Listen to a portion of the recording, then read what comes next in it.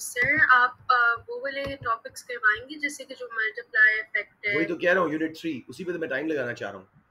Okay.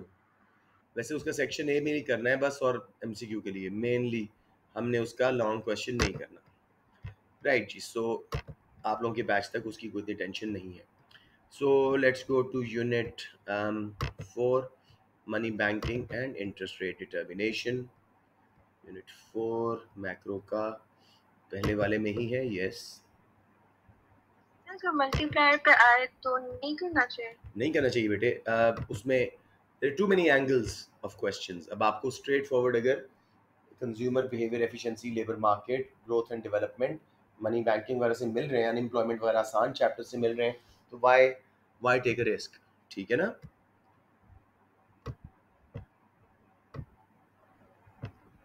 Fiza, you got it?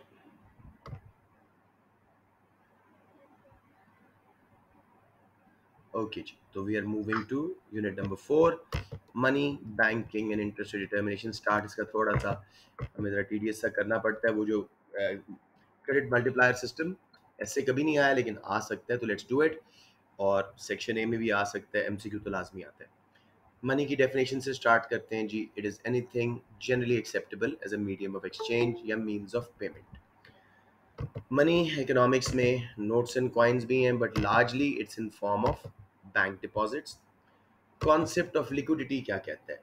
It is the ease with which an asset can be converted into cash without a major loss. मेरा घर illiquid है, थोड़ा time लगेगा बेचने में, अलबत्ता गाड़ी रिलेटिवली ज़्यादा लिक्विड है।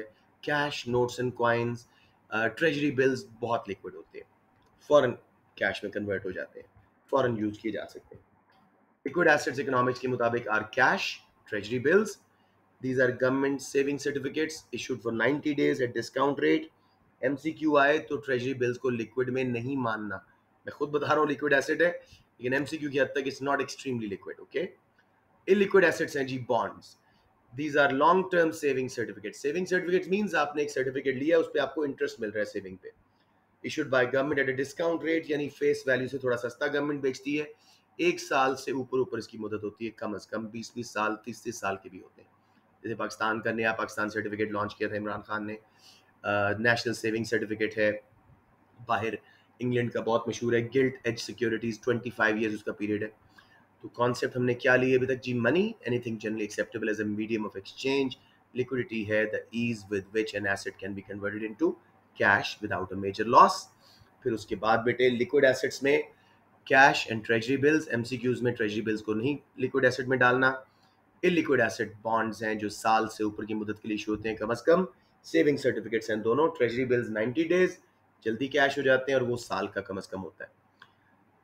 अब जी एमसीक्यूज के लिए एक बात, नैरो मनी यानी लिक्विड मनी, कैश और बैंक करंट अकाउंट, ये आपने चूज करना है एमसीक्यू में, क्योंकि डेफिनेशन इकोनॉमिक्स की ये कहती है कि cash and bank current accounts. Broad money के M4, इसमें M0 भी शामिल है, यानी कि narrow money, cash and bank current accounts, plus bank fix deposits, plus building society deposits. Bank fix deposit जिन पे इंटरेस्ट मिलता है, आप लंबे अरसे के लिए बैंक के साथ सेव कर देते हो पैसा। जबकि building society deposits are more like a committee. Building के रेजिडेंट्स उसको इकट्ठा करते रहते हैं, फिर उनको मिलता रहता है, कुछ प्रॉफिट भी होता है उसमें। जी नैरो मनी, ब्रॉड मनी समझ आ गई? Before I go to the major topics, alrighty, functions of central bank. Central bank के फंक्शन डायरेक्टली हमारा कोर्स नहीं, लेकिन समझने पड़ते हैं for the sake of you know further topics जो हमने आगे पढ़ने हैं उसके लिए। सो व्हाट्स इट कॉल्ड जी, what are functions of central bank? Central bank है जी, यूजुअली गवर्नमेंट ओन्ड होता है, कभी कभी ऑटोनमस भी होता है। Controls the banking system, boss है बैंकिंग सिस्टम का, सारे रूल्स एंड रेगुलेशंस बनाता है उनके लिए। गवर्नमेंट का भी बैंक होता है, तो जैसे पाकिस्तान का state bank of Pakistan. Prints money, हर नोट पे bank Daulat Pakistan, state bank of Pakistan लिखा हुआ है। Acts as a government's bank, government के आईएमएफ के लोन्स वगैरह, गवर्नमेंट के सारे ट्रेजरी वगैरह सब ये हैंडल करता है। Makes rules for commercial bank, सारे कमर्शियल बैंक्स बाकी जो हैं, सिटी बैंक हो गया, एमसीबी हो गया, नेशनल बैंक, हबीब, एलाइड, इन सब के लिए rules and regulations commercial banks के लिए सेंट्रल बैंक बनाएगा। इन सब बैंक्स का बैंक है सेंट्रल बैंक, इनका बैंकर भी है। मॉनेटरी पॉलिसी डिसाइडर यानी interest rates and money supply के डिसीजन सेंट्रल बैंक करता है। आप जरा कमर्शियल बैंक के देख लीजिए, ये हम रोज इनसे डील करते हैं, बहुत आसान है, एक बार देख लीजिए प्लीज।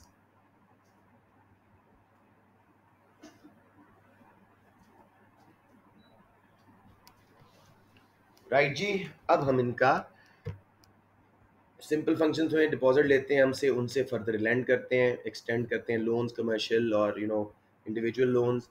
पैसा ट्रांसफ़र करना हो मुल्क के अंदर, सिटी के अंदर या आउटसाइड द कंट्री, वो करवा देते हैं। हमारे वैल्यूबल्स, गोल्ड, बिल्स, ये चीज़ें रखते हैं। अदर फैसिलिटीज़ क्या उसको बोलते हैं, इंश्योरेंस करवा देना, अपनी गाड़ी लीज करवा लेना या अपने बिल पे करना, ये सब कुछ करते हैं। लेकिन उनका जो फंक्शन हमने मेनली पढ़ना है, क्रिएट मनी। ये कमर्शियल बैंक्स प्रिंट नहीं करते money, they create money through a process called credit creation process. इसको समझते हैं जी? It's a process where commercial banks accept deposits. मैं एक चीज देख लूं, रिकॉर्डिंग का, हाँ हो रही है। It's a process where commercial banks accept deposits and keep a small ratio of these deposits in cash and lend the rest. उसकी वजह क्या है? उन्हें पता है कि हमारे क्लाइंट्स जो हैं सारा पैसा हर वक्त यूज नहीं कर रहे होते, उनका पैसा कई कई साल, कई कई महीने पड़ा रहता है। वो एक खास हिस्सा अपने पैसे का लिक्विड पार्ट यानी 1/4 1/5 यूज कर रहे होते हैं, बाकी बैंक अकाउंट में पड़ा रहता है। इस नॉलेज का फायदा उठा के वो क्रेडिट क्रिएट करते हैं। क्रेडिट क्रिएशन प्रोसेस के लिए कुछ अजम्पशंस हम देख रहे हैं ताकि स्मूथली ये कैसे चले। मल्टीपल बैंक सिस्टम, अकेला एक बैंक क्रेडिट क्रिएशन नहीं कर सकता। ABCDEFG कई बैंक्स हों, दो टाइप के एसेट्स होंगे सिर्फ, कैश एंड लोन्स। वैसे क्रेडिट क्रिएशन हो रहा है इन सब अजम्पशंस के बगैर भी, लेकिन जरा थोड़ा स्लो है compare to what will learn here. सारी पेमेंट्स चेक्स के थ्रू है, कैश ड्रेन नहीं है। All deposits are current account. Current account क्या है? साइड डिपॉजिट, जो एटीएम के थ्रू हम डेली एक्सेस कर सकते हैं, फिक्स नहीं है, लंबे अरसे के लिए सेव नहीं है।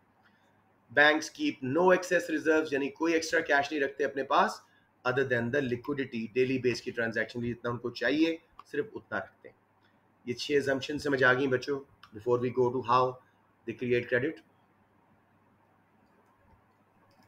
Okay, banks know from experience how much percentage of their accounts people use, hence they keep just that much cash and lend out the rest to create money. Example जी, banks ने रखी हुई है 20% liquidity ratio, यानी हर dollar का 20 Saint cash में रख रहे हैं, हर $100 का $20 कैश में रख रहे हैं, बाकी लेंड कर रहे हैं। मिस्टर अली नाम के एक शख्स ने डिपॉजिट किए हैं जी 1000 पाउंड बैंक ए में। बैंक ए उसका सिर्फ 200 पाउंड कैश में रखेगा और 800 पाउंड किसी मिस्टर दानियाल को उन्होंने लेंड कर दिया चेक की फॉर्म में। कैश ड्रेन नहीं आया, चेक दिया। राइट, उसके बाद मेरा बेटा बैंक बी के पास जब 800 का चेक गया दानियाल का, उन्होंने उसमें से 160 यानी 20% कैश रखा, 640 लैंड कर दिए किसी मिस्टर एहसन को चेक की फॉर्म में। एहसन ने अपने बैंक सी में डिपॉजिट किया, उस बैंक ने भी 20% 640 का 128 पाउंड कैश रखा, बाकी लैंड कर दिया 512 पाउंड किसी इब्राहिम को। ये प्रोसेस चलता रहेगा हत्ता कि इनिशियल डिपॉजिट्स बाय अली of 1000 pound becomes zero. Further lending करते रहेंगे। आपने 3 चीजें कैलकुलेट करना सीखनी है for MCQs and section A. Liquidity ratio, ये क्या है जी? कितना हिस्सा कैश रख रहे हैं अपने डिपॉजिट्स का bank. Total cash reserves over total deposit liabilities. 1000 pound रखा था अली ने, वो टोटल डिपॉजिट लाइबिलिटी है, बैंक की लाइबिलिटी, उन्हें वापस पे करना है अली को, उसका पैसा है। 200 कैश रखा था उसमें से, तो 200 पाउंड ओवर 1000 पाउंड, 0.2 इनकी लिक्विडिटी है। हर डॉलर का 20 सेंट रखेंगे, हर $100 का $20 रखेंगे, बाकी लैंड कर देंगे। क्रेडिट मल्टीप्लायर कैसे कैलकुलेट करते हैं हम? एक सेकेंड जी। क्रेडिट मल्टीप्लायर कैसे कैलकुलेट होता है जी? 1 यानी $1 over liquidity ratio. Liquidity ratio इस केस में हमने लिखी थी जी 0.2, तो 1 over 0.25 times credit multiplier. Ali का ये 1000 pound will be converted into 5000 pound through lending. Created money कितनी हो गई? 4000, यानी 5000 जो था उसमें से इनिशियल डिपॉजिट जो अली का था वो माइनस कर दो। टोटल लाइबिलिटीज बैंक की $5000 पाउंड हैं, इनिशियल डिपॉजिट 1000 पाउंड था। मैं अब एग्जाम्पल को थोड़ा चेंज कर रहा हूँ ताकि आप लोगों को समझ आ जाए। मुझे बताइएगा, अली ने 2000 पाउंड रखे थे, नॉट 1000। कितना कैश रखेंगे? लिक्विडिटी रेशियो है 0.2। कितना कैश बैंक अपने पास रखेंगे और बाकी लैंड करेंगे? 2000 पाउंड से रखवाए थे, 0.2 इज द लिक्विडिटी रेशियो। 1800। कितने? 1800। नो नो नो, 1000 पाउंड का 200 रख रहे थे। 2000 पाउंड का मल्टीप्लाई करो लिक्विडिटी रेशियो में 0.2 में, 400 रखेंगे। उन्होंने 20% कैश रखना है बेटे इंशाल। 1000 पाउंड था, उसको 20% 200 रखा था। 2000 पाउंड डिपॉजिट है तो 400 रखेंगे। समझ आ गई बात? नहीं सर। अच्छा, जब 1000 पाउंड से रखा था, बैंक्स ने कहा हमने 20% कैश रखना है, यानी 200 उसका। अब अगर उसने 2000 पाउंड किया होता तो 20% 2000 का कितना बनता? What is 20% of 2000?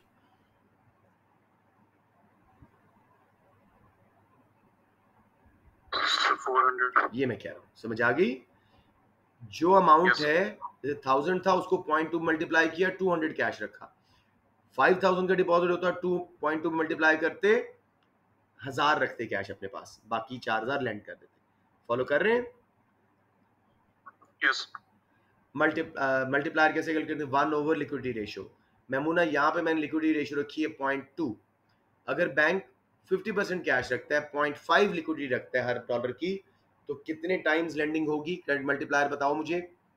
0.5 है हमारी liquidity ratio.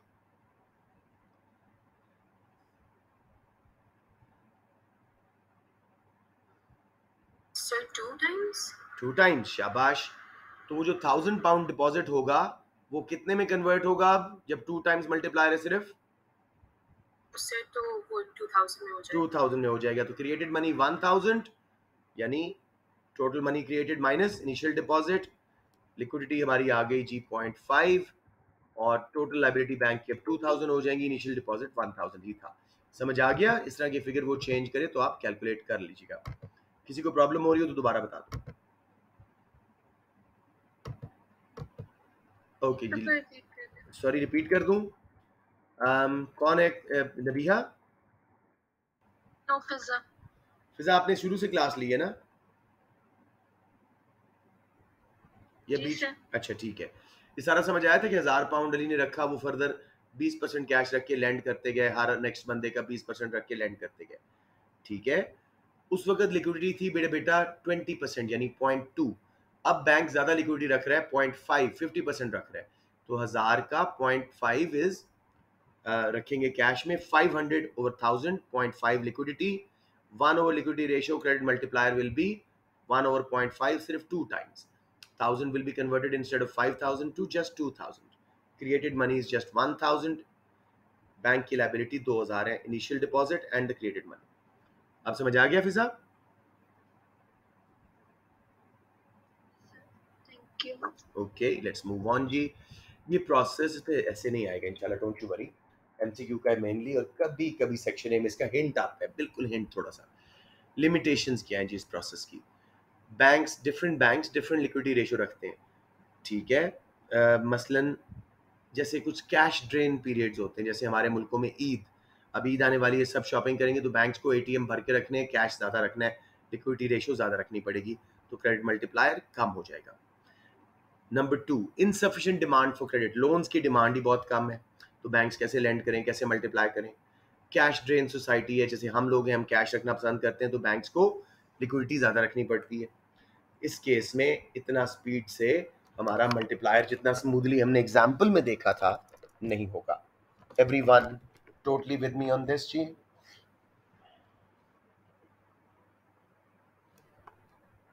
Okay, my request कि एक बार मैं ज़रा जा रहा हूँ किचन तक कुछ लाने के लिए, आप लोग ज़रा इसको, इसकी लिमिटेशंस को देख लें। मैं मुश्किल से 10 सेकंड में वापस आ रहा हूँ।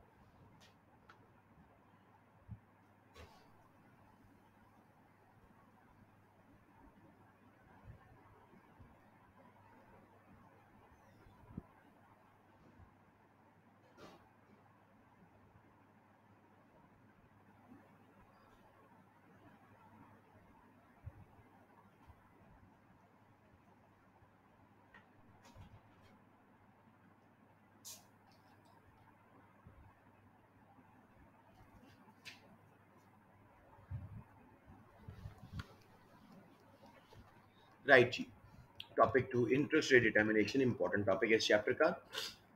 इंटरेस्ट होता क्या है, कुछ की टर्म्स कर लें आप साथ, पढ़ते आ रहे ओ लेवल से। स्प्रेड लिमिटेशन का फोर्थ पॉइंट एक्सप्लेन कर सकते हैं? Cash drain society.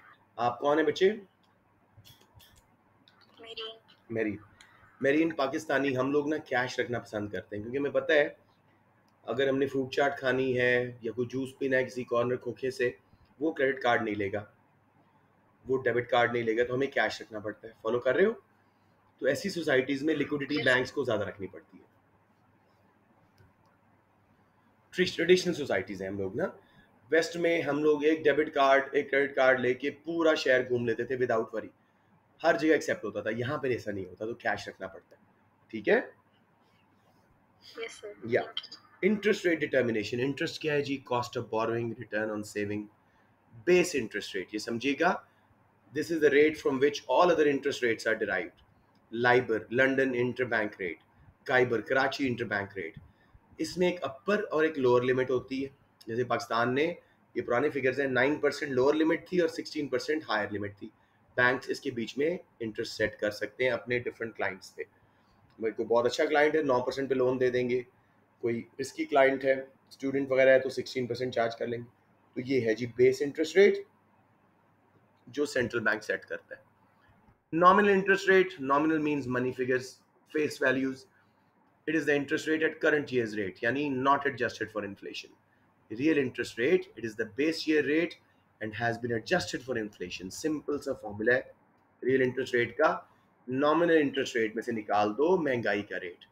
10% था जी कंट्री में nominal interest rate, महंगाई 7% थी, तो real interest rate is only 3%। समझ आ गई बात?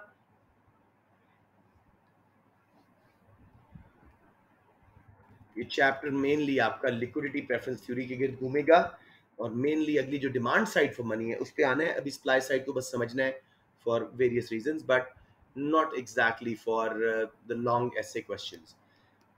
JM Keynes, John Maynard Keynes नाम का बंदा जो फाउंडर था केन्जियन स्कूल ऑफ थॉट का, यानी कि न्यू क्लासिकल स्कूल का।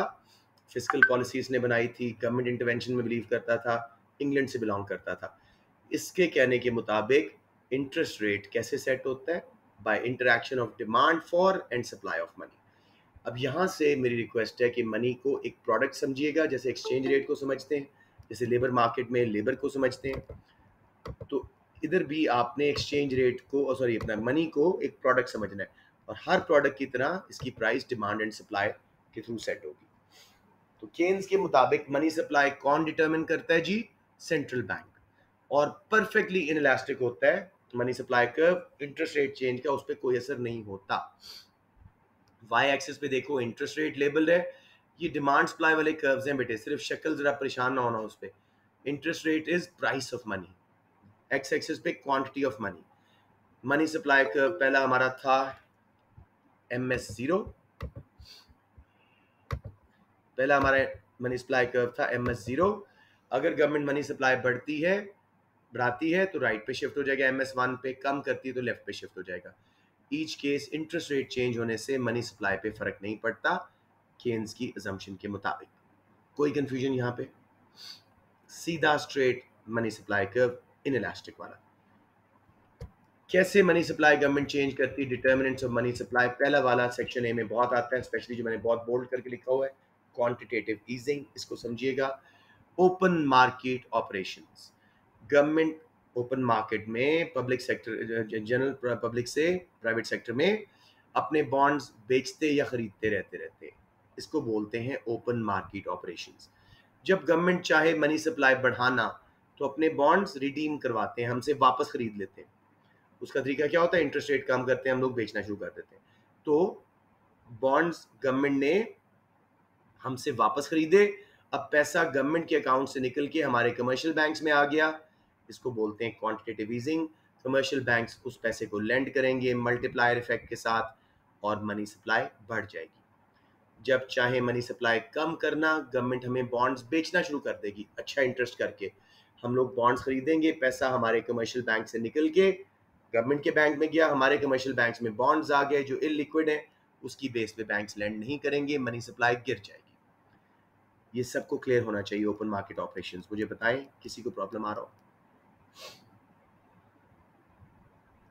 Especially quantitative easing when government buys back its bonds to increase money supply. Money transfers from government's account to people's account, commercial banks lend and money supply increases. Second ji, liquidity ratio पीछे पढ़ के आए, जितना cash reserve bank रख रहे हैं of the deposits by people. जो अली का 1000 पाउंड आया था तो बैंक ने सिर्फ 200 पाउंड कैश रखा था लिक्विडिटी। अगर सेंट्रल बैंक चाहे कि मुल्क में मनी सप्लाई बढ़ जाए, वो क्या करेंगे? बैंक्स को कहेंगे कम कैश रखो, 20% क्यों रख रहे हो, 10% रखो। और अगर चाहे मनी सप्लाई कम करना तो कहेंगे 20% नहीं 50% रखो, उससे क्रेडिट मल्टीप्लायर कम हो जाएगा। ये है लिक्विडिटी रेशियो का यूज। ठीक है। डिस्काउंट रेट, ये क्या है जी? सेंट्रल बैंक का एक फंक्शन है लेंडर ऑफ लास्ट रिजॉर्ट, आखिरी लोन। जब कोई बैंक लिक्विडिटी क्राइसिस में डूब रहा है कमर्शियल, तो सेंट्रल बैंक उसको आखिरी लोन देता है।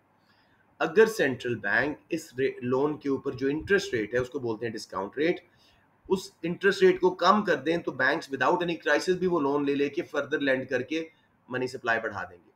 लेकिन जब गवर्नमेंट चाहे मनी सप्लाई कम करना, डिस्काउंट रेट यानी interest on the last loan बढ़ा देंगे। फिर बैंक्स लेंड करके फर्दर लेंडिंग नहीं करेंगे, बोरो करके फर्दर लेंडिंग नहीं करेंगे। समझ आ गया बच्चे या दोबारा बता दूं?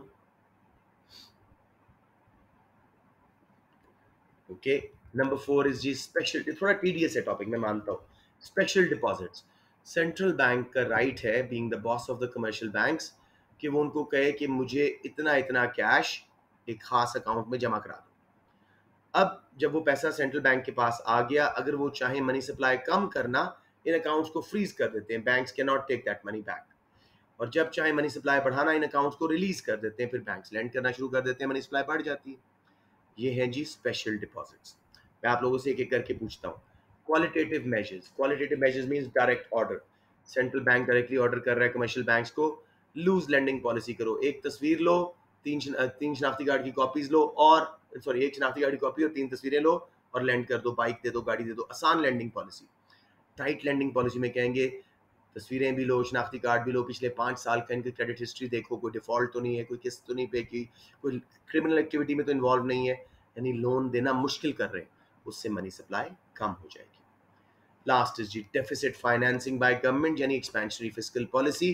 गवर्नमेंट हम पे स्पेंड ज़्यादा कर रही है, अपने बजट को डेफिसिट कर रही है, टैक्सेस हमसे कम ले रही है, उससे मनी सप्लाई पे क्या असर पड़ता है वो हम बाद में समझेंगे, but it's one of the ways to change money supply. एक बार जरा देख लीजिए सारे, मैं एक एक करके बच्चों से पूछता हूँ। ओपन मार्केट ऑपरेशंस तसल्ली से देख लें।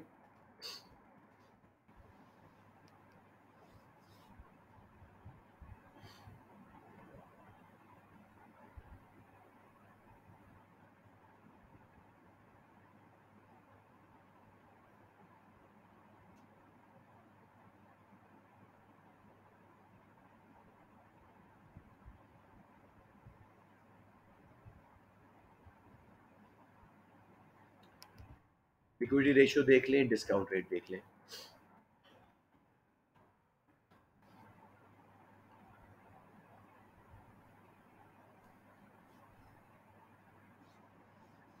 सर क्वांटिटेटिव ईजिंग जो है वो मॉनेटरी पॉलिसी में ही होगा ना? एक्सपेंशनरी मॉनेटरी पॉलिसी, बिल्कुल।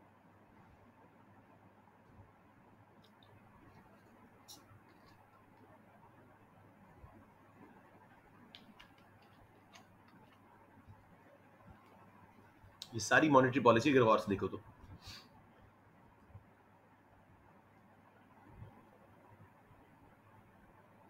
सर अगर हम कमर्शियल बैंक्स की बजाय सेंट्रल बैंक्स लिखते हैं तो क्या क्या क्या क्वांटिटेटिव क्या क्या लिखना चाह रहे हो? क्वांटिटेटिव ईजिंग में हाँ, क्या कमर्शियल बैंक्स की बजाय सेंट्रल बैंक्स लिखते तो प्रॉब्लम तो नहीं होती कोई? प्रॉब्लम हो जाएगी बेटे। सेंट्रल बैंक्स तो होते नहीं, होता ही एक है government buys back from their bond from general public, उससे पैसा सेंट्रल बैंक से निकल के कमर्शियल बैंक्स में हमारे अकाउंट्स में आता है। Getting the point? तो बाकी डेफिनेशंस सेंट्रल बैंक क्यों कहती हैं? किस डेफिनेशन में? सर अगर आर्टिकल्स में देखे या वेबसाइट्स पे जी, तो वहाँ पे सेंट्रल बैंक्स लिखा होता है कमर्शियल बैंक्स की बजाय। वो पूरी दुनिया की बात कर रहे होंगे, central banks buy and sell their bonds, ये लिखा होगा। लेकिन बेचते किसको है? पब्लिक को। पैसा किस में आता है? कमर्शियल बैंक्स में। ठीक है सर। या मैं देखो अब जो को भेजना डेफिनेशन मैं आपको समझाऊंगा क्या कंफ्यूजन है। Equity ratio, discount rate, I am sure you have seen it, लेकिन जल्दी से देख लो दोबारा।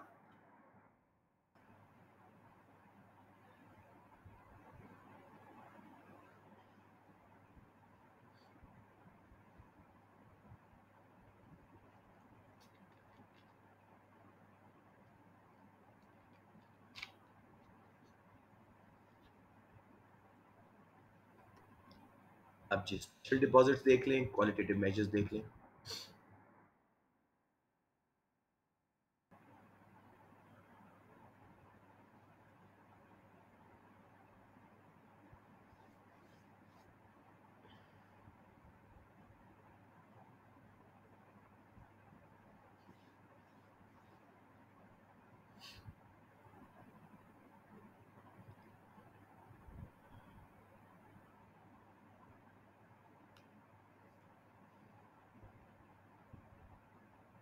सर आप लिक्विडिटी रेशियो वाला फिर से समझा सकते हैं? श्योर बेटे, लिक्विडिटी रेशियो क्या होती है? Liquidity ratio is the cash banks की रिजर्व्स अपने पास जो कैश फॉर्म में रखते हैं अकाउंट्स में से लोगों के, और बाकी लैंड कर देते हैं। तो liquidity ratio is, let's say 1000 pound आया था बैंक के पास, उन्होंने 20% कैश रखा, उन्हें पता है हमारे कस्टमर सिर्फ 20% ही अपनी अकाउंट का यूज करते हैं, बाकी पड़ा रहता है, बाकी वो लैंड कर देंगे। तो अगर लिक्विडिटी रेशियो बैंक्स को सेंट्रल बैंक का कम रखें तो ज़्यादा लैंडिंग होगी, क्रेडिट मल्टीप्लायर ज़्यादा होगा और मनी सप्लाई बढ़ जाएगी। लेकिन चाहे मनी सप्लाई कम करना तो लिक्विडिटी रेशियो को बढ़ा देंगे, फिर बैंक ज़्यादा कैश अपने पास रखेंगे और लैंडिंग कम करेंगे। ठीक है जी। अब आई थिंक बच्चों ने काफ़ी हद तक देख लिया होगा, डेफिसिट फाइनेंसिंग भी देख लें जल्दी से, और फिर मैं एक एक करके बच्चों से पूछना शुरू कर देता हूँ।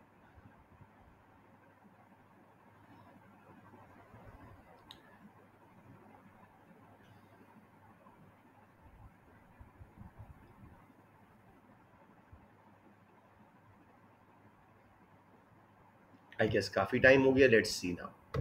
आई स्टार्ट विद पहला बच्चा जो मुझे नज़र आ रहा है, साकिब मशहूद। साकिब मुझे बताइएगा ओपन मार्केट ऑपरेशंस कैसे होते हैं? गवर्नमेंट मनी सप्लाई कैसे बढ़ाती है ओपन मार्केट ऑपरेशंस के थ्रू? Sir qualitative measures. नहीं नहीं नहीं, ओपन मार्केट ऑपरेशंस जो पहला पॉइंट था बेटे, ओपन मार्केट ऑपरेशंस यानी buying and selling of bonds, इसमें गवर्नमेंट यस सर। कैसे मनी सप्लाई बढ़ाती है? क्वांटिटेटिव ईजिंग कैसे करती है? सर गवर्नमेंट अपने बॉन्ड्स खरीदती है, उससे क्या होता है? और वो कमर्शियल बैंक्स में वो ट्रांसफर करती है, पैसे कमर्शियल बैंक्स में आ जाते हैं, वो लैंड करके मल्टीप्लाई करते हैं। शाबाश मेमुना। अगर गवर्नमेंट मनी सप्लाई कम करना चाहे ओपन मार्केट ऑपरेशंस के थ्रू तो क्या करेंगे? बॉन्ड्स को सर वो जनरल पब्लिक से वापस खरीद लेंगे। उससे तो मनी सप्लाई बढ़ जाएगी। मैंने कहा कम करना है। पब्लिक को क्या करेंगे? बॉन्ड्स सेल कर देंगे, पैसा पब्लिक से निकल के सेंट्रल बैंक में चला जाएगा, मनी सप्लाई कम हो जाएगी। कमर्शियल बैंक के पास बॉन्ड्स आ जाएंगे जो इलिक्विड है, उनकी बेस पे वो लेंड नहीं करेंगे, मल्टीप्लायर नहीं आएगा। Memuna got it? Okay, do you need more reiteration guys? मेरे पास बॉन्ड्स है, मैं गवर्नमेंट हूँ, जब मैं चाहूँ मनी सप्लाई कम करना, बॉन्ड्स आप लोगों को बेच दूंगा, आपके पैसे मेरे पास आए, मुल्क में मनी सप्लाई कम हो गई। जब चाहूँ मनी सप्लाई बढ़ाना, बॉन्ड्स वापस आप लोगों को बेच दूंगा, पैसे जो हैं सॉरी बॉन्ड्स आपसे खरीद लूंगा, पैसे जो हैं आप लोगों के अकाउंट्स में जाएंगे, बैंक्स लैंड करेंगे, मनी सप्लाई बढ़ जाएगी, क्वांटिटेटिव ईजिंग हो जाएगी। नबीहा आप मुझे बताइएगा डिस्काउंट रेट ये क्या होता है?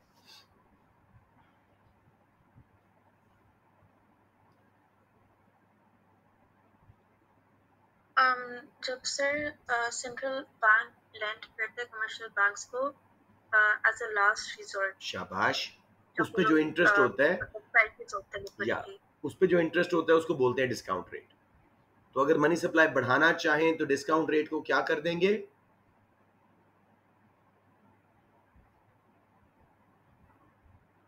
आखिरी लोन पे जो इंटरेस्ट है डिस्काउंट रेट, हम चाहते हैं मनी सप्लाई बढ़े तो उस इंटरेस्ट रेट को क्या करेंगे? डिक्रीज।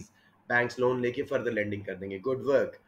मेरीन तारिक, आप मुझे बताइएगा बेटे, व्हाट इज क्वालिटेटिव मेजर्स?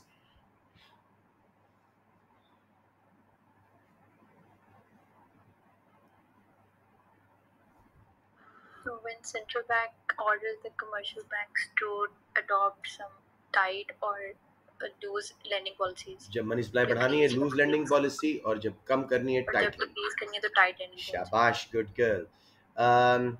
फिजा काशिफ, आप बता दें deficit financing.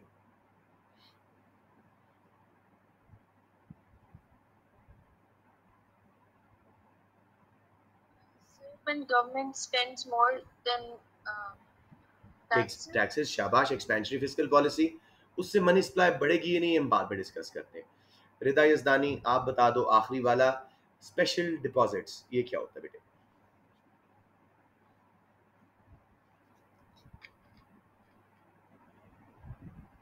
Sir central bank में वो उनसे कमर्शियल बैंक से कुछ डिपॉजिट रखवाते हैं हाँ, इन सम अकाउंट, बिल्कुल सही है। एंड जब मनी सप्लाई कम करनी हो उन अकाउंट्स को वो अकाउंट्स बंद कर देते हैं फ्रीज और कर देते हैं, शाबाश। और जब बढ़ानी हो तो मनी उनको रिलीज कर देते हैं। गुड वर्क रिदा। रिलीज कर देते हैं। सबका क्लियर है कॉन्सेप्ट काफी हद तक? लेट्स गो ऑन टू आखिरी पार्ट जी, डेफिसिट फाइनेंसिंग। गवर्नमेंट ने हम पे स्पेंडिंग बढ़ाई है, टैक्सेस कम लिए, एक्सपेंशनरी फिस्कल पॉलिसी की है, क्या मनी सप्लाई बढ़ेगी कि नहीं? Effects of government spending on money supply. Number 1, अगर गवर्नमेंट ने हम पे स्पेंडिंग इस तरह बढ़ाई थी कि बॉन्ड्स बेचे थे कमर्शियल बैंक्स को, पैसा आया उसको हम पे स्पेंड कर दिया, तो मनी सप्लाई गिर जाएगी, क्योंकि bonds are illiquid. Let's say 1 crore के बॉन्ड बेचे बैंक्स को, वो करोड़ के ऊपर बैंक्स ने लेंड कर करके 5 करोड़ बना दिया मल्टीप्लायर के थ्रू। अब बैंक के पास आ गया बॉन्ड, गवर्नमेंट ने सिर्फ 1 करोड़ स्पेंड किया, तो मनी सप्लाई गिर गई, 5 की जगह 1 करोड़ सिर्फ मनी सप्लाई हो गई। क्लियर ऑन दैट बच्चों?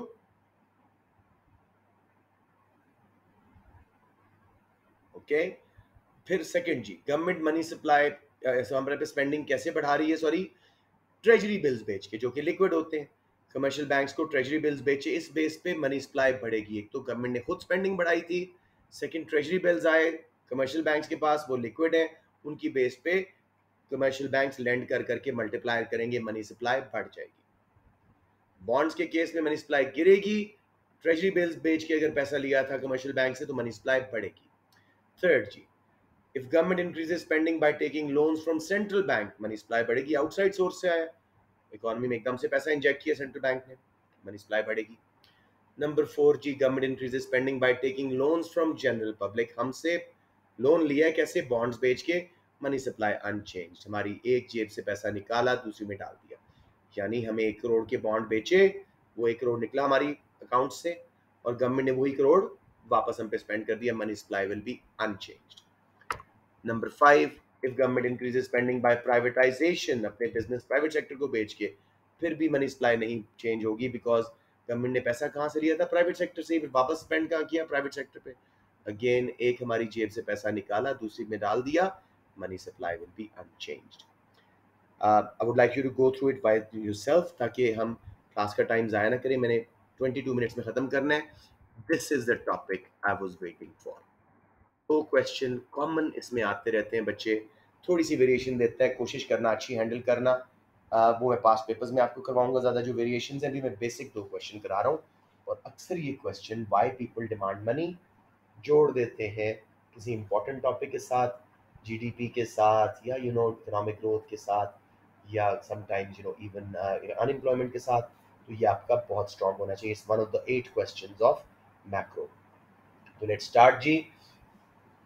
According to liquidity preference theory by Keynes, liquidity preference theory means क्या कि लोग कैश क्यों रखना चाहते हैं अपने पास? Liquidity preference theory, people demand money या कैश या liquid assets for 3 motives. बहुत आसान है, transaction, precaution, speculation motive.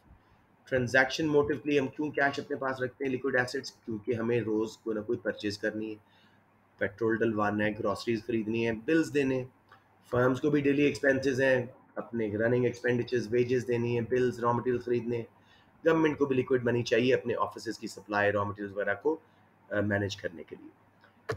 तो ये है transaction motive, why people are demanding cash, liquid assets day to day खर्चों के लिए, फर्म्स भी और गवर्नमेंट भी। ये मोटिव डिमांड फॉर मनी का केन्स के मुताबिक इंटरेस्ट इन इलास्टिक है, यानी इंटरेस्ट चेंज हो, ऊपर जाए नीचे जाए, लोग उतना ही कैश डेली बेस पे रखते हैं जो उनको चाहिए होता है। इससे money transaction demand MTD will remain perfectly inelastic to changes in interest rate, right? अलबत्ता ये शिफ्ट क्यों होगा? Income inflation rate intervals of पे की बेस पे, इनकम्स बढ़े, महंगाई बढ़े, लंबा इंटरवल हो पेमेंट में, महीने बाद तनख्वाह मिल रही है, 6 महीने बाद मिल रहे हैं पैसे कॉन्ट्रैक्ट के, तो लोग ज़्यादा कैश रखेंगे, बाहर शिफ्ट हो जाएगा। इनकम्स कम हो, महंगाई कम हो, जल्दी कैश मिल रहा है, डेली की बेस पे दिहाड़ी मिल रही है आपको, तो लोग कम कैश रखेंगे। Money transaction demand curve MTD 0 से MTD 2 पे शिफ्ट हो जाएगा। किसी को यहाँ प्रॉब्लम आ रही हो? ओके। दूसरा प्रिकॉशन, एहतियात के लिए, फ्यूचर अनसर्टेनिटीज के लिए हम जो पैसा रख रहे हैं। जैसे डिमांड फॉर कैश या liquid assets for unforeseen emergencies. Example को सर्जरी करवानी पड़ सकती है, कोई एक्सीडेंट गॉड फॉरबिड हो सकता है, फर्म्स क्यों रखती हैं? कोई unexpected break down of machinery ना हो जाए, गवर्नमेंट कहती है कोई अर्थक्वेक वगैरह ना आ जाए, तो ये जो कैश रख रहे हैं आप फ्यूचर की अनसर्टेनिटीज के लिए, उसका भी केन्स के मुताबिक, और सही बात है, इंटरेस्ट रेट से कोई ताल्लुक नहीं। आज से 10 साल बाद जो मुझे कोई इमरजेंसी आनी है, उसके लिए मैं आज लोन लेके नहीं बैठ जाऊंगा इंटरेस्ट रेट कम हो। तो मनी प्रिकॉशन डिमांड शिफ्ट क्यों होती है? इसमें भी प्राइस लेवल और इनकम का इफेक्ट है। महंगाई हो तो हम ज़्यादा कैश रखेंगे फ्यूचर इमरजेंसीज के लिए, बच्चों की शादी के लिए, उनकी एजुकेशन के लिए। और अगर इनकम्स बढ़े तो अमीर बंदा ज़्यादा रखेगा कैश फ्यूचर के लिए, कम हो तो इनकम्स गरीब आदमी कम रख पाता है। क्लियर हो गया जी दोनों ट्रांजैक्शन प्रिकॉशन मोटिव? आपने एग्जैक्टली ये ग्राफ समझने हैं, पूरे बनाने हैं, तब जाके आपके 12 में से 12 या 13 में से 13 आएंगे। हर मोटिव के 3-3 मार्क्स हैं। समझ लो, एक उसकी definition, examples, firms, government and individuals की, फिर उसके बाद ये ग्राफ और फैक्टर शिफ्टिंग। प्रिकॉशनरी मोटिव हो गया, उसके बाद जी स्पेकुलेशन, ये थोड़ा टेक्निकल है, इसको समझते हैं। स्पेकुलेशन आप पढ़ चुके हो कई दफ़ा। This is for short term future gains, when people invest या firms even invest for short term gains. Example Keynes के मुताबिक गवर्नमेंट बॉन्ड्स में, they try to gain from difference in selling price and purchase price of the asset such as a bond। जैसे आज मैं dollar खरीद लूँ कि महंगा हो रहा है, कल को महंगा करके बेच दूँ, मेरी स्पेकुलेशन है ये। आज मैंने शेयर्स खरीदे हैं नेस्ले के, कल को महंगे हो जाएंगे, वापस महंगे करके बेचे, मेरी स्पेकुलेशन है। उसमें जो सेलिंग प्राइस और परचेज प्राइस में डिफरेंस है, वो मेरी स्पेकुलेटिव गेन है। तो when people invest for short term gains, example government bonds में। अब गवर्नमेंट बॉन्ड को समझते हैं। Government bonds are बच्चों saving certificates which are sold at a discount rate and has a fixed interest। Government एक bond छापेगी, let's say 100 pounds का bond छापा government ने, उस पर 100 पाउंड प्रिंटेड है, गवर्नमेंट की बैकिंग मोर लगी हुई है। फिक्स्ड इंटरेस्ट क्या है जी? 10 पाउंड्स पर ईयर इसके ऊपर आपको मिलेगा। तो बेसिकली 10% इंटरेस्ट आपको मिल रहा है। आप 100 पाउंड्स इन्वेस्ट कर रहे हो बॉन्ड में, साल बाद आपको 10% इंटरेस्ट मिल रहा है। लेकिन अगर ओपन मार्केट में बॉन्ड्स की डिमांड गिरे और वो सस्ते हो जाएं, 50 पाउंड्स पे आ जाएं, तो अब वही 10 पाउंड्स 10 ओवर 50 इंटू 100 20% इंटरेस्ट बन गया। इसी तरह अगर यही बॉन्ड महंगा हो जाए, इन डिमांड बढ़े मार्केट में, 200 पाउंड का हो जाए, तो 10 पाउंड ओवर 200 पाउंड इंटू 100 सिर्फ 5% इंटरेस्ट। तो एज स्पेक्युलेटर्स लोग कब इन्वेस्ट करते हैं बॉन्ड्स में? जब बॉन्ड सस्ता हो और इंटरेस्ट रेट ज़्यादा मिल रहा हो। और कब कैश होल्ड करते रहते हैं? डिमांड फॉर स्पेकुलेशन मोटिव बढ़ जाती है, कैश अपने पास रखते हैं। जब बॉन्ड महंगे हो, इंटरेस्ट रेट कम हो, उस वक्त लोग कैश होल्ड कर लेते हैं। समझ आ रही है बॉन्ड की बात बेटे? ये बहुत इंपॉर्टेंट है क्योंकि इसका इंटरेस्ट रेट से ताल्लुक है। मुझे बताएं, कोई कंफ्यूजन तो नहीं है यहाँ पे? दोबारा बता दूं? Yes sir. दोबारा बता दूं बेटे? जी सर। श्योर। देखो, बॉन्ड आपने देखा इनिशियली गवर्नमेंट ने इशू किया 100 पाउंड्स का, और उन्हें बोला हम हर साल बेरर, जिसके पास बॉन्ड है, नाम नहीं होता है इसके ऊपर किसी का, बेरर होता है, जिसके हाथ में बॉन्ड है, उसको हम 10 पाउंड साल बाद इंटरेस्ट दे देंगे। अब कितना इंटरेस्ट रेट बना? 10 is the interest over 100 into 100, 10%। अगर बॉन्ड सस्ता हो जाए इंशाल, ओपन मार्केट में डिमांड गिरी हुई थी बॉन्ड्स की, वही बॉन्ड 100 की जगह 50 का हो जाए, तो आपकी इन्वेस्टमेंट अब कितनी है? सिर्फ 50, और आपको इंटरेस्ट कितना मिल रहा है? 10 पाउंड साल में। तो 10 ओवर 50 इंटू 100 आपको 20% इंटरेस्ट मिल रहा है। और अगर बॉन्ड महंगा हो जाए, 200 पाउंड का हो जाए, महंगाई हो जाएगी उसकी बॉन्ड की, तो 10 आपको इंटरेस्ट मिलेगा साल बाद। 10 ओवर 200 इंटू 100 सिर्फ 5% आपको इंटरेस्ट मिल रहा है।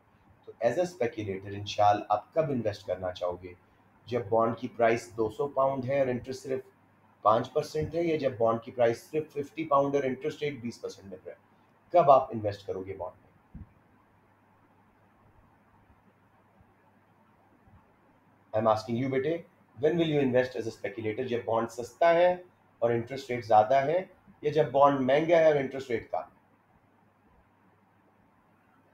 सर जब प्राइस बॉन्ड की कम होगी तो स्पेकुलेटर्स खरीद लेंगे क्योंकि कल को महंगा करके बेचेंगे और इंटरेस्ट भी अच्छा मिल रहा है।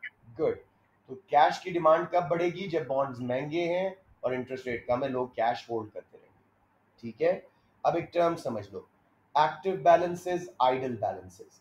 एक्टिव बैलेंसेस कौन से हैं? जो रोज हमें ट्रांजैक्शन के लिए चाहिए और प्रिकॉशन के लिए। तो पहले दो मोटिव एक्टिव बैलेंसेस है, जबकि आइडल बैलेंस जो हम कैश रख के बैठे हुए हैं स्पेकुलेशन करने के लिए, वो है स्पेकुलेटिव मोटिव। समझ आ गया जी? अब इंटरेस्ट रेट का साफ ताल्लुक निकला हमारे स्पेकुलेशन मोटिव से। इस ग्राफ से समझते हैं, जब इंटरेस्ट रेट IR 0 पे था, क्वांटिटी ऑफ मनी, हम कैश कम डिमांड कर रहे थे मनी स्पेकुलेशन डिमांड के लिए, MSD। वाई? क्योंकि इंटरेस्ट रेट ज्यादा होने का मतलब है बॉन्ड सस्ते हैं, लोगों ने बॉन्ड्स खरीद लिए, कैश अपने पास नहीं रखा, क्वांटिटी ऑफ मनी डिमांडेड कम। जब इंटरेस्ट रेट कम है, क्वांटिटी ऑफ मनी हम कैश डिमांड ज्यादा कर रहे हैं, क्योंकि बॉन्ड्स महंगे, हम इन्वेस्ट नहीं कर रहे। इसका इंटरेस्ट से डायरेक्ट ताल्लुक है। समझ आ रहा है बच्चों, या कोई कंफ्यूजन?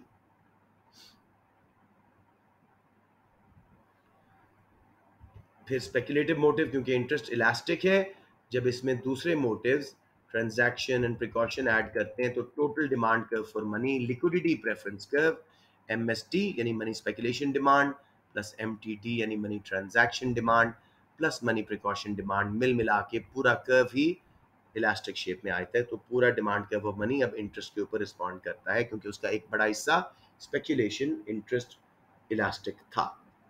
बच्चों समझ आ गई? तो मैं आगे चलूं।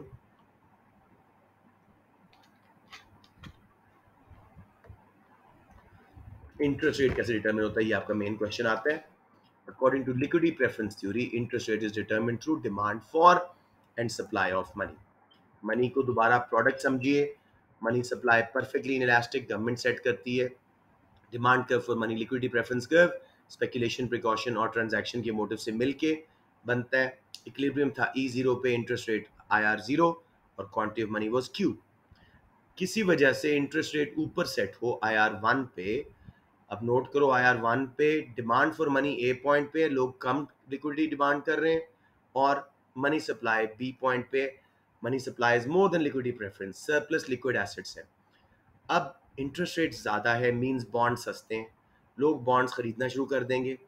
बॉन्ड्स खरीदने से बॉन्ड्स की डिमांड बढ़ेगी, उनकी प्राइस बढ़ेगी, प्राइस बढ़ने से बॉन्ड्स की जो फिक्स्ड इंटरेस्ट रेट है वो ऑटोमेटिकली नीचे आएगा IR 0 पे। तो इस तरह वापस ओरिजिनल इक्विलिब्रियम पे हम आ गए। किसी वजह से इंटरेस्ट रेट नीचे जाए IR 2 पे, अब सप्लाई ऑफ मनी सिर्फ C पॉइंट तक है IR 2 पे, और demand for money, liquidity preference D point पे है। Shortage of liquid assets, bonds महंगे हैं इसलिए इंटरेस्ट रेट कम है, लोग बॉन्ड्स बेचना शुरू कर देंगे, उनके बेचने से बॉन्ड्स की सप्लाई बढ़ेगी, प्राइस कम होगी, ऑटोमेटिकली इंटरेस्ट रेट वापस ऊपर IR 0 पे। ये सबको समझ आ रहा है? आई नो इट्स ट्रिकी, मुझे बताएं। यस एनीवन जी, एनीवन? सर फिर समझा दें। श्योर बेटे। बेसिक इक्विलिब्रियम था IR 0 पे, जब लिक्विडिटी प्रेफरेंस कर्व कट कर रहा था मनी सप्लाई कर्व MS को, इक्विलिब्रियम था E0, quantity of money was Q। IR 1 पे इंटरेस्ट रेट जाए, ठीक है, हम जाके देखते हैं, पहले कर्व आ रहा है डिमांड वाला A पॉइंट पे, डिमांड फॉर मनी कम है और सप्लाई ऑफ मनी ज़्यादा है, सरप्लस लिक्विड एसेट्स हैं, लोगों के पास कैश पड़ा हुआ है, बॉन्ड्स सस्ते हो चुके हैं क्योंकि इंटरेस्ट रेट ज़्यादा है, लोग बॉन्ड्स खरीदना शुरू कर देंगे। बॉन्ड्स खरीदने से बॉन्ड्स की डिमांड बढ़ेगी, प्राइस बढ़ेगी, इंटरेस्ट रेट ऑटोमेटिकली नीचे आएगा, जैसे हमने एग्जाम्पल में देखा था, वापस IR 0 पे। किसी वजह से IR 2 पे हम हो, अब डिमांड फॉर मनी ज़्यादा है और सप्लाई कम है, C to D, shortage of liquid assets है। इंटरेस्ट रेट कम होने का मतलब है बॉन्ड्स महंगे हो चुके हैं, लोग बॉन्ड्स बेचना शुरू कर देंगे, स्पेकुलेटर्स, उनके बेचने से बॉन्ड्स की सप्लाई बढ़ेगी, प्राइस गिरेगी, इंटरेस्ट रेट वापस ऑटोमेटिकली ऊपर IR 0 पे। यस और नो बच्चों? Yes sir. ओके, अब मेरे बेटा सारा एक्सप्लेन था। अब shifts of demand and supply और कैसे इंटरेस्ट रेट बढ़ता है और ये कम होता है। Demand curve, liquidity preference curve zero था original, interest rate was IR0 at equilibrium E0। अगर डिमांड फॉर मनी बढ़ती है, लेट्स से इनकम्स बढ़ी थी या महंगाई बढ़ी थी, डिमांड फॉर मनी बढ़ती है, आउटवर्ड शिफ्ट होगा, इंटरेस्ट रेट देखो ऊपर चला गया। फिर अगर डिमांड फॉर मनी गिरती है, लेट्स से इनकम्स कम हुई थी या प्राइस लेवल कम हुए थे या इंटरवल्स ऑफ पेमेंट कम हुए थे, तो डिमांड कर्व लेफ्ट पे शिफ्ट हुआ, लोन्स की डिमांड गिरी, IR2 नीचे इंटरेस्ट रेट आ गया। नेक्स्ट देखो मनी सप्लाई चेंजेस से इंटरेस्ट रेट पे क्या फर्क पड़ रहा है। ओरिजिनल कर्व्स वाज MS0, जहां उसने demand curve liquidity preference curve यानी money precaution transaction speculation demand से मिलके जो कर्व था वो कट किया E0 पे, interest rate was IR0, quantity of money was Q0। अगर गवर्नमेंट मनी सप्लाई बढ़ाती है, MS0 से MS1 पे कर्व शिफ्ट होगा, वो डिमांड कर्व को नीचे जाके कट करेगा, इंटरेस्ट रेट देखो नीचे हो गया IR1 पे। अगर मनी सप्लाई गवर्नमेंट कम करती तो इंटरेस्ट रेट ऊपर, बस ये शिफ्ट करके दिखा दिया आपने। अब जी लिमिटेशंस करके जल्दी से क्वेश्चन करते हैं ताकि क्वेश्चन माइंड में बैठ जाए। लिमिटेशंस क्या है लिक्विडिटी प्रेफरेंस थ्योरी की? केन्स कहता था transaction precaution motives interest inelastic है। सही बात नहीं, आज क्रेडिट कार्ड का दौर है, हमें पता है थोड़ा सा इंटरेस्ट रेट ऊपर नीचे हो तो क्रेडिट कार्ड पे हम बहुत ज़्यादा शॉपिंग या कम शॉपिंग करते हैं, तो दे आर इंटरेस्ट इलास्टिक।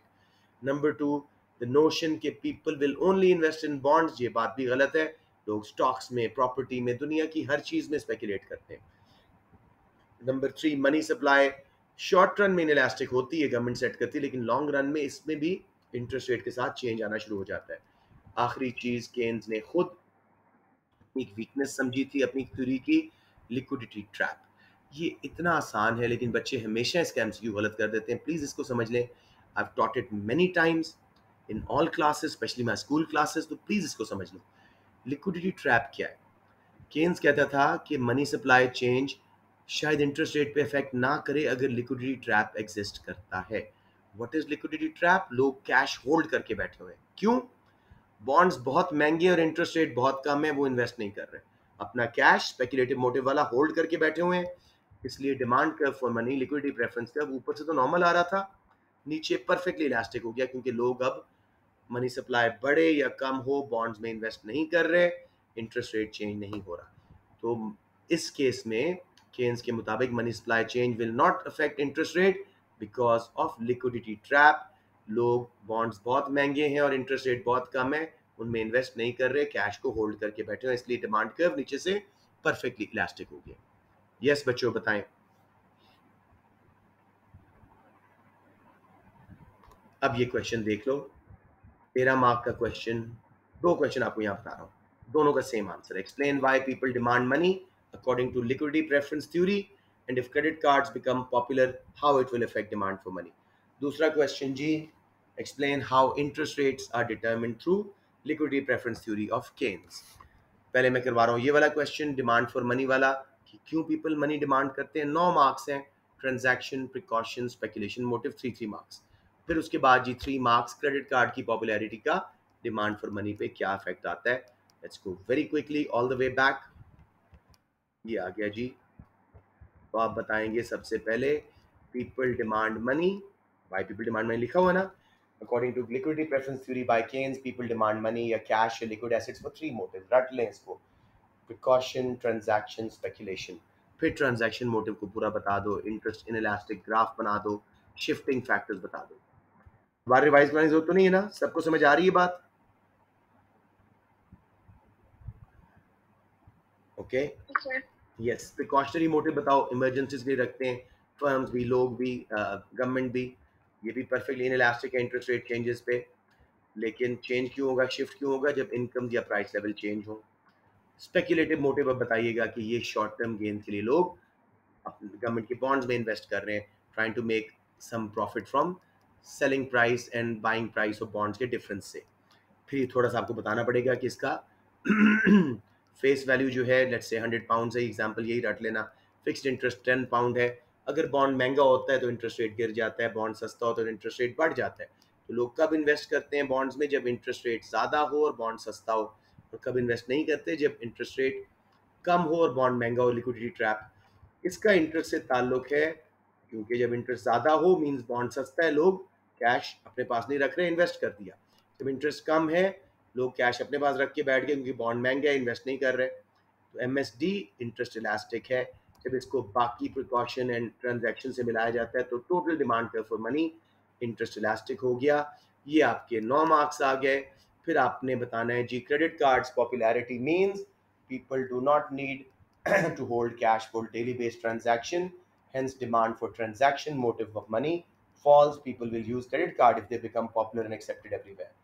फिर प्रिकॉशन के लिए भी लोग कैश अपने पास रख के नहीं बैठेंगे, उनके पास एक क्रेडिट कार्ड है जो हर जगह हॉस्पिटल्स में मैकेनिक्स के पास एक्सेप्ट हो रहा है, तो इमरजेंसीज के लिए भी कैश लोग नहीं रखेंगे, क्रेडिट कार्ड यूज करेंगे। तो demand for transaction motive and precaution motive for money will fall when credit cards become popular.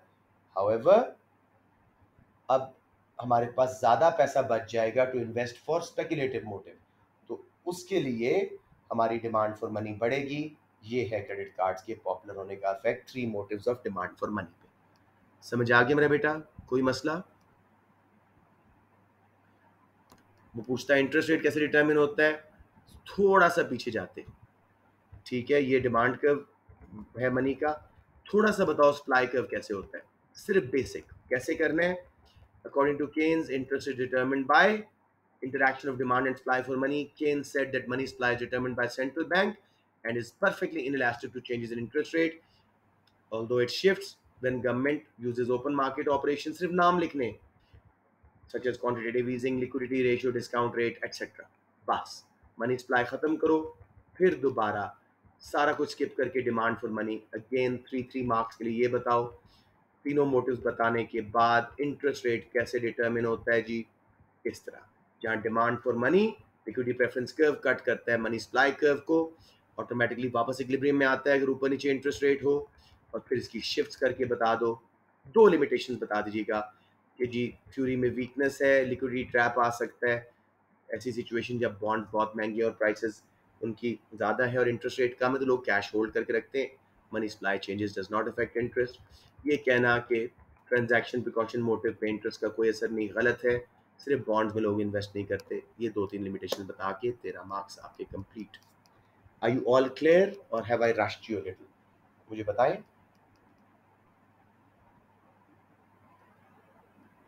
All right, I think nobody has the energy to answer. Let's close the class. मैं recording save कर रहा हूँ. You guys can leave as it is now unless you have any questions.